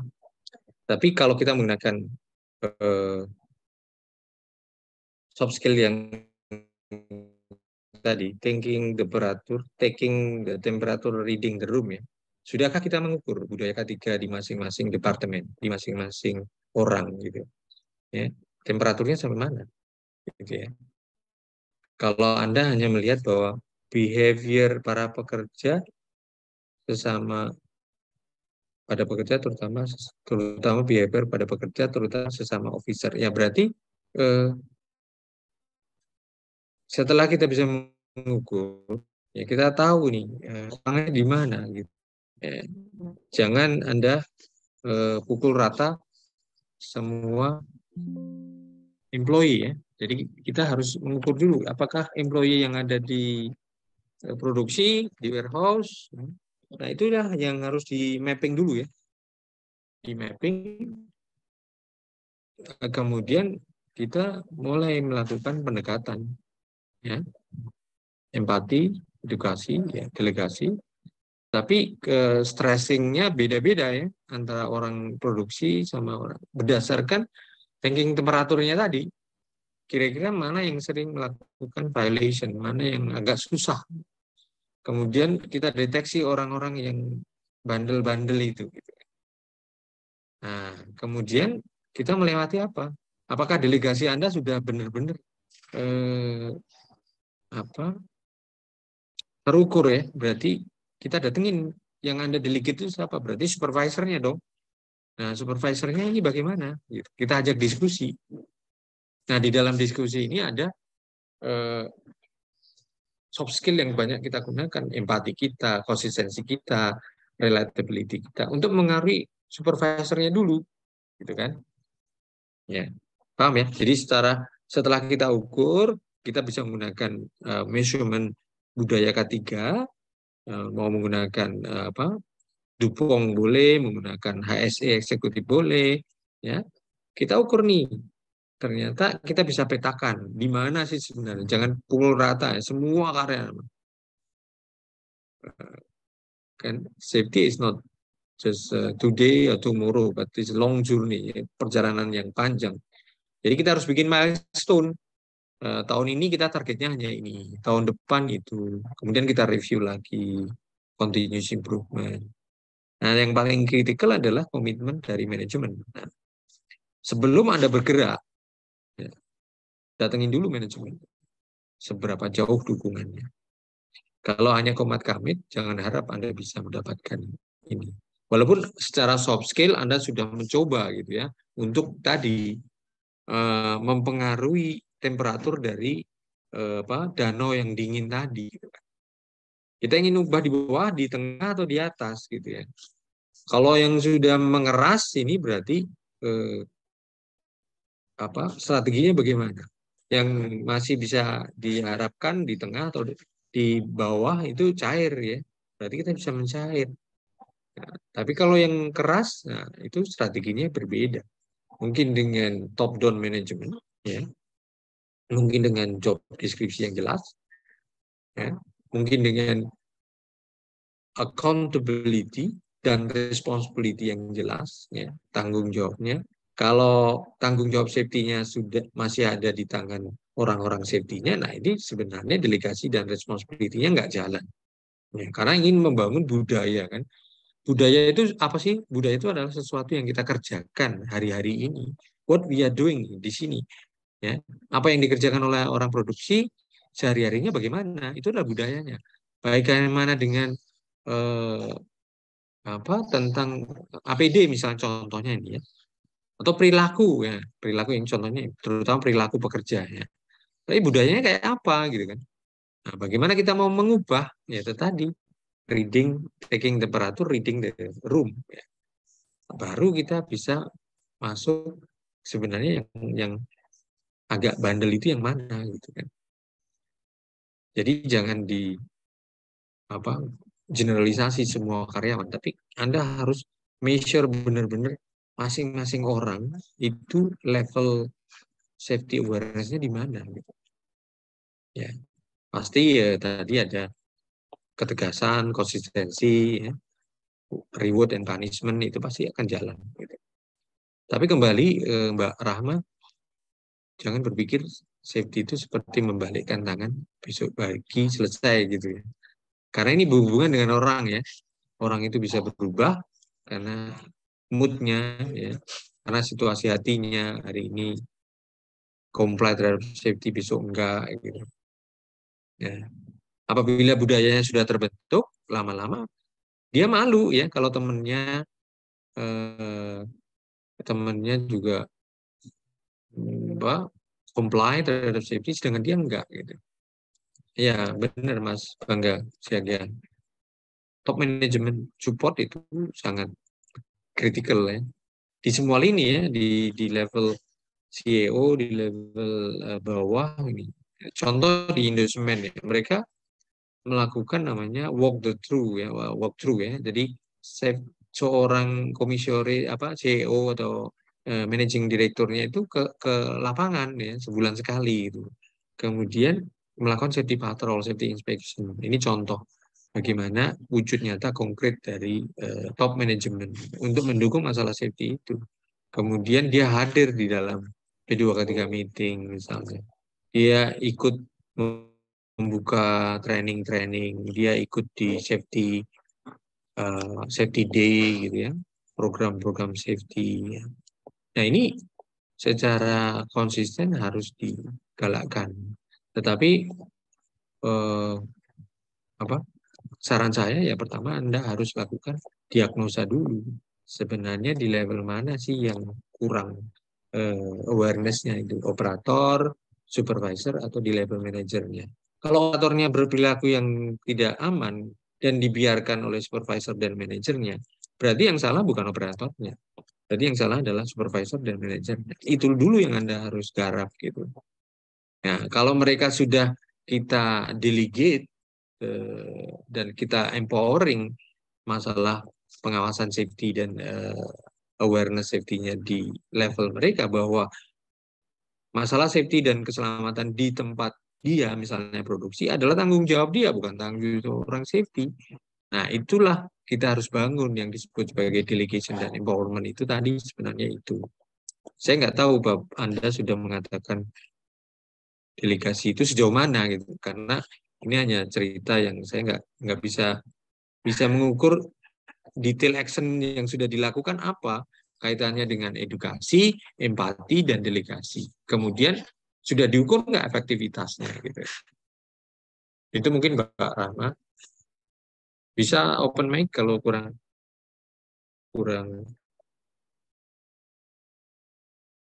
jelas. Ya, untuk Mas Ari Saputra ada banyak. Ikutin di IG saya, di sana saya sharing tentang tools untuk mengukur ya budaya K3. Nah, di Indonesia ini belum dijalankan ya. Kemarin masih rame diskusinya dengan para stakeholder ya. Kalau bulan K3 ya bilangnya kita meningkatkan budaya K3. Tapi budaya K3 yang kayak apa sih sebenarnya yang diinginkan ya. Kemudian pasti kan harus ada ukurannya gitu kan. Buat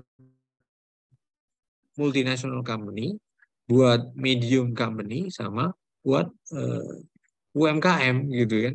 Ya, karena kan beda-beda gitu kan.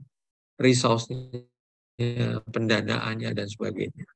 Nah, itu yang mereka sedang godok ya untuk mempunyai tools ya. Kalau Singapura mereka sudah punya, kalau di beberapa Australia juga sudah punya, Indonesia belum mempunyai tools yang bisa dipakai applicable ya.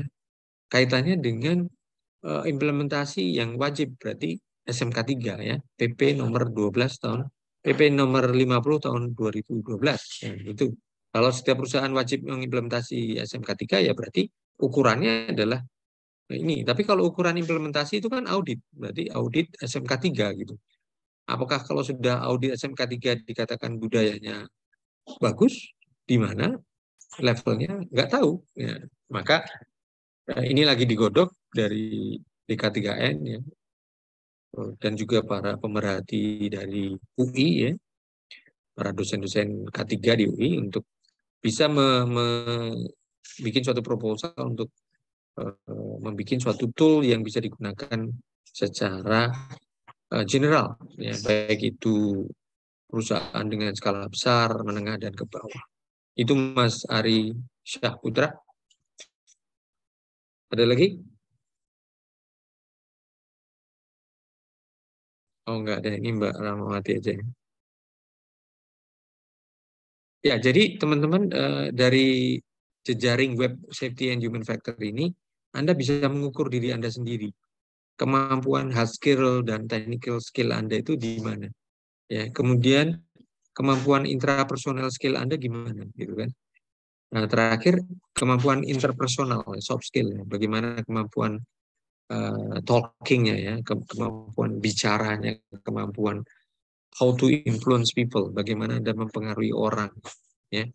Kemudian Mbak Rahmawati itu jangan menyerah ya, mengatakan bahwa aku udah begini, itu enggak ada. Ya, berarti kan sejenak berhenti, kemudian diukur yang sudah dijalankan apa. Dan selalu yang berpikir positif ya, ya oh, ini sudah bagus ini gitu. Yang sudah saya lakukan ini, yang kurang ini gitu ya. Jangan berpikir bahwa aku udah ngelakuin apa-apa kok tapi nggak ada perubahan gitu ya. Ya, perubahan itu sedikit pun itu adalah perubahan. Ya, jadi jangan underestimate, dan kembali waktunya lama, takes time. Bisa 5, bisa 10 tahun untuk membangun suatu budaya K3 tadi. Makanya perlu ada konsistensi. Ya. Oke, ada lagi?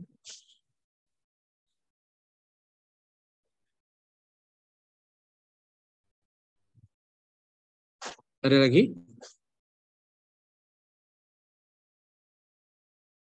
Mas Dwi, kalau tidak ada, saya kembalikan ke Mas Dwi. Terima kasih. Ya, teman-teman bisa follow IG saya di Sekolah Safety. Mau chat, mau drop DM message, silakan untuk sharing, diskusi, saya free. Cuma kembali kita harus kalau mau sharing itu jelas ya. problemnya apa yang sudah dilakukan gitu. Jadi kalau saya hanya mendapatkan, saya sudah melakukan ini semua tapi belum berhasil, saya nggak bisa meraba apa yang kurang, apa yang sudah dilakukan gitu. Tapi kalau ingin berdiskusi, bercoaching, mentoring dengan saya, silakan kita bisa sharing pengalaman. Free of charge. Nah, jangan tahu, wah nanti bayar konsultan soalnya. Enggak. Itu ya, Mas Dwi. Saya kembalikan ke Anda sebagai moderator. Ya. Baik, Pak. Baik. Ini ada yang thumbs up atau ada yang bertanya ini? Mas Firdaus ya. Thumbs up, Pak. Terima kasih, Pak. Bagus. Saya senang, Pak. Terima kasih, Pak. Baik, untuk rekan. Saya terbuka ya untuk diskusi ya. Jadi mungkin saya ada salah juga. Jadi teman-teman kan yang tahu di lapangan, saya juga pernah di lapangan. Jadi ya kita bisa interaksi ya. Kadang mungkin fenomena-fenomena yang terjadi sekarang ya kayak gitu ya. Ini ada Mas Desmond. Banyak perusahaan hanya mengadakan HSE sebagai formalitas dalam manajemen. Apalagi banyak perusahaan kontraktor Cina sekarang. Ya, menanggapi komen dari Mas Desmond, ya, apabila Anda berada di situ, ini mendengar, melihat sendiri, atau pengalaman. Nah, itu yang harus. Jangan kita menyebar hoax yang mungkin kita tidak paham benar realitanya di situ ya. Tapi kalau Anda mengalaminya, yang saya sarankan ya Anda harus speak up gitu ya, speak up dalam arti speak up internal dulu gitu. Tapi kalau internal itu tidak mendapatkan dukungan ya, Anda bisa melakukan dengan trik saya ya. Anda bisa melaporkan ke Depnaker ya, tapi jangan mengatakan bahwa itu laporan dari saya gitu. Jadi minta mereka untuk datang melakukan inspeksi ya, untuk memberikan pressure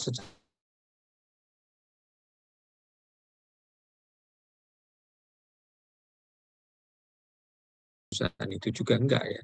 Tapi kan yang ingin kita perusahaan ini benar-benar baik gitu ya.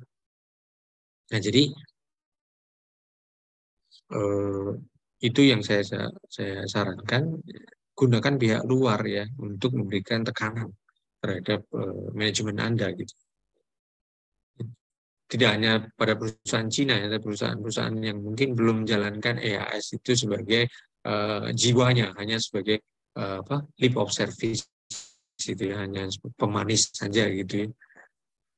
Itu yang saya sarankan ya. Setelah Anda melakukan internal pressure ya, pelaporan, edukasi, ini semuanya, tapi kok manajemen nggak buy-in ya, mendorong, mendukung. Ini Anda gunakan. Kalau ada pressure itu, mereka akan mungkin berpikir 2 kali bahwa safety ini benar, penting. Gitu. Itu Mas Desmond. Oke, saya kembalikan ke Mas Dwi, karena waktu sudah 5:25 ya. Iya Pak, baik. Untuk persiapan berbuka. Iya, benar sekali. Persiapan berbuka, baik. Untuk rekan-rekan, apakah ada yang ditanyakan kembali? Jika tidak ada, mungkin bisa kita tutup webinar kali ini, Pak. Ya, silakan.